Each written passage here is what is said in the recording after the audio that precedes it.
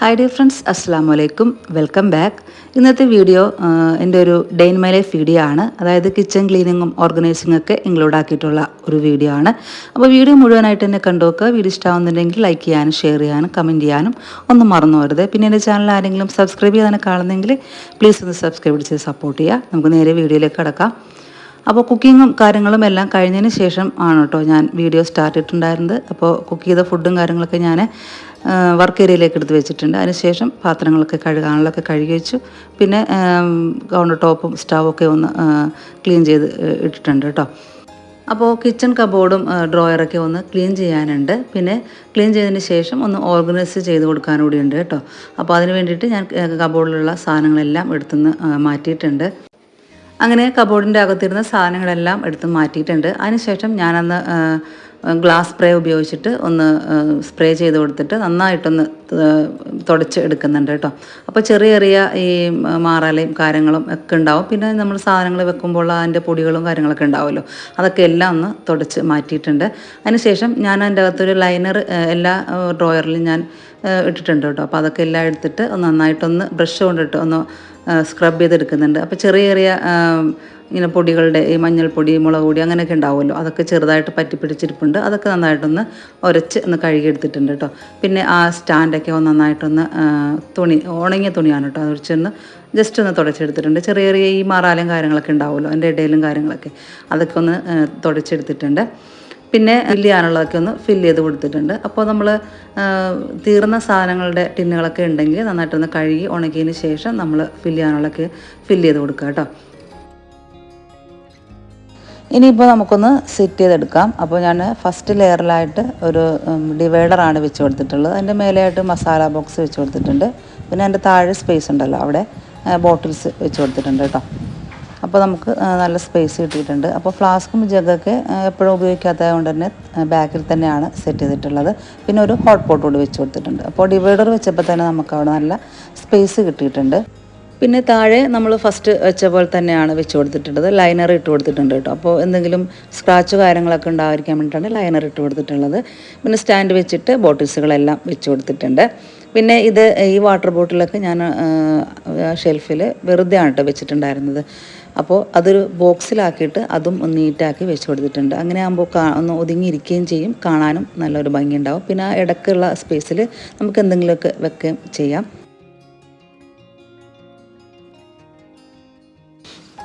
ഇനിയിപ്പോൾ ഈ ഡ്രോയറിലിരിക്കുന്ന ബോക്സുകളൊക്കെ ഒന്ന് എടുത്തിട്ട് ഒന്ന് കഴുകി ഒന്ന് നീറ്റാക്കി വെക്കാനുണ്ട് കേട്ടോ. അപ്പോൾ അതെല്ലാം ഒന്ന് നമ്മൾ എടുക്കുന്ന സമയത്ത് അങ്ങോട്ടും ഇങ്ങോട്ടൊക്കെ മാറ്റി ആകെ ഇതായിട്ട് കിടക്കുകയാണ്. അപ്പോൾ അതൊക്കെ ഒന്ന് ഡീക്ലട്ടർ ചെയ്ത് ഒന്ന് ഒതുക്കി വെക്കാനുണ്ട്. അപ്പോൾ ഞാൻ ആ ബോക്സ് ഒന്ന് കഴുകാൻ വേണ്ടിയിട്ട് സിങ്കിലേക്ക് എടുത്ത് വെച്ച് കൊടുത്തിട്ടുണ്ട്. പിന്നെ ഇത് 2 സ്ക്രബ്ബറാണ്. ഞാനങ്ങനെ ഷോപ്പിൽ പോയപ്പോൾ അങ്ങനെ കണ്ടപ്പോൾ അങ്ങനെ വാങ്ങിയതാണ് കേട്ടോ. ഇത് സ്റ്റെയിൻലെസ് സ്റ്റീൽ സ്ക്രബ്ബറാണ്. നമുക്ക് പാത്രങ്ങൾ കഴുകാനും അതുപോലെ സിങ്കൊക്കെ ക്ലീൻ ചെയ്യാനും കൗണ്ടർ ടോപ്പൊക്കെ ക്ലീൻ ചെയ്യാനൊക്കെ നല്ല യൂസ്ഫുള്ളായിട്ടുള്ള 2 സ്ക്രബ്ബറാണ് കേട്ടോ ഇത്. അപ്പോൾ ആമസോണിൽ ഞാനിത് 6 എണ്ണത്തിൻ്റെ ഒരു പാക്ക് ഇങ്ങനെ കണ്ടിട്ടുണ്ടായിരുന്നു. അത് വാങ്ങണമെന്ന് വിചാരിച്ചിരിക്കുകയായിരുന്നു. അങ്ങനെ ഷോപ്പിൽ പോയപ്പോൾ കണ്ടപ്പോൾ അതങ്ങനെ 2 എണ്ണം വാങ്ങി. അപ്പോൾ ഞാനിത് ബോക്സ് കഴുകാൻ വേണ്ടിയിട്ട് ഇങ്ങനെ എടുത്ത് വെച്ചതാണ്. അപ്പോൾ നിങ്ങളെ കൂടി ഒന്ന് കാണിക്കാമെന്ന് വിചാരിച്ചിട്ടോ. അങ്ങനെ ബോക്സൊക്കെ ക്ലീൻ ചെയ്തതിന് ശേഷം ഞാൻ വെയിലത്തേക്ക് വെച്ചിട്ടുണ്ടായിരുന്നു. അപ്പോൾ നല്ല വെയിലാണ്, പെട്ടെന്ന് തന്നെ ഉണങ്ങി കിട്ടും. ഇനി നമുക്ക് ഷെൽഫ് ഒന്ന് ക്ലീൻ ചെയ്തെടുക്കാം. അതിന് ശേഷം ബോക്സുകൾ വെച്ചിട്ട് സാധനങ്ങളെല്ലാം ഒന്ന് ഓർഗനൈസ് ചെയ്ത് വെക്കാം കേട്ടോ.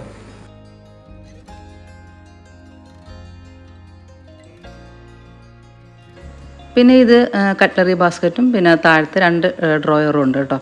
അപ്പോൾ അതൊന്ന് ക്ലീൻ ചെയ്തെടുക്കുകയാണ്. അപ്പോൾ സാധനങ്ങളെല്ലാം ഞാൻ പുറത്തേക്ക് എടുത്ത് വെച്ചിട്ടുണ്ട്.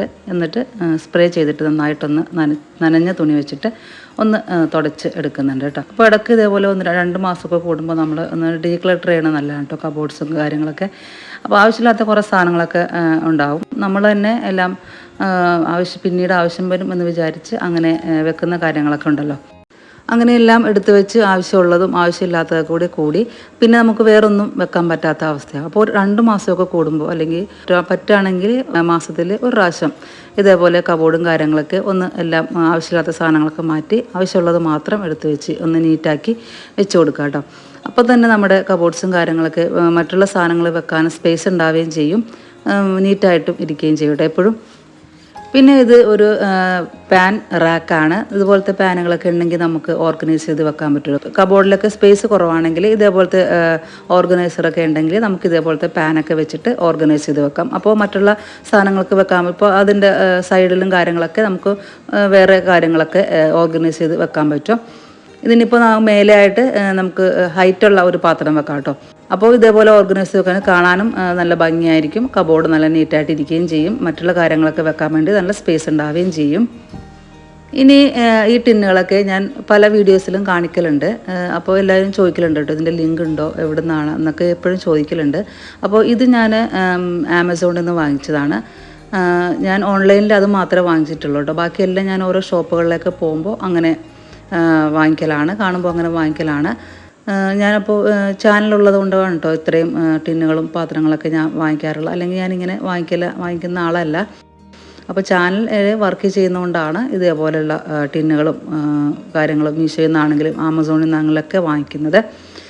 പിന്നെ 1-2 ലുലുന്ന് അങ്ങനെ വാങ്ങിയതുണ്ട്. ഇതിപ്പോൾ ലുലുന്ന് വാങ്ങിയതാണ് കേട്ടോ. 3 പാത്രത്തിൻ്റെ സെറ്റാണ്.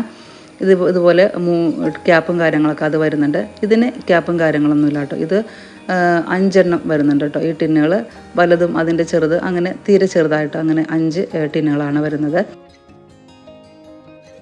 ഇത് ഞാൻ ഇതുപോലെ ഒരു ഷോപ്പിൽ പോയപ്പോൾ അങ്ങനെ വേറെന്തോ വാങ്ങിക്കാൻ സമയത്ത് അങ്ങനെ കണ്ട് വാങ്ങിയതാണ്. അപ്പോൾ ഇതും 5 പീസായിട്ടുള്ള ഒരു സെറ്റാണ് ഇത് വരുന്നത്. നല്ല എയർ ടൈറ്റ് ആയിട്ടുള്ള മൂടിയൊക്കെയാണ് കേട്ടോ അതിനുള്ളത്. പിന്നെ ഇത് ഒരു 3 പീസിൻ്റെ സെറ്റായിരുന്നു. ഒരെണ്ണം യൂസ് ചെയ്തിട്ട് അതങ്ങനെ ചീത്തയായിട്ട് അത് മാറ്റി. ഇനിയിപ്പോൾ 2 പീസുണ്ട്. അപ്പോൾ ഏറ്റവും വലുതൊക്കെ ഞാൻ അങ്ങനെ യൂസ് ചെയ്യൽ വളരെ കുറവാണ്. പിന്നെ ഇതൊക്കെ ഫസ്റ്റ് വാങ്ങിച്ച ടിന്നുകളാണ് കേട്ടോ. അതായത് നമ്മുടെ വീടുകളിൽ ഇങ്ങനെ പ്രൊഡക്ട്സ് കൊണ്ടുവരുമല്ലോ, അങ്ങനെ വാങ്ങിക്കുന്ന കാര്യങ്ങളൊക്കെയാണ്. ഇതിനും ക്യാപ്പും കാര്യങ്ങളൊക്കെ ഉണ്ട്. നല്ല എയർ ടൈറ്റാണ്.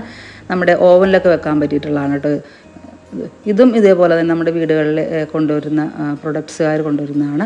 ഇതിനും ക്യാപ്പും കാര്യങ്ങളൊക്കെ ഉണ്ട്. ഇതും ഓവനിൽ വെക്കാൻ പറ്റിയിട്ടുള്ള നല്ല പിന്നെ ഇത് ലുലുന്ന് വാങ്ങിച്ചതാണ് കേട്ടോ. ഇത് 4 പീസിൻ്റെ സെറ്റായിരുന്നു.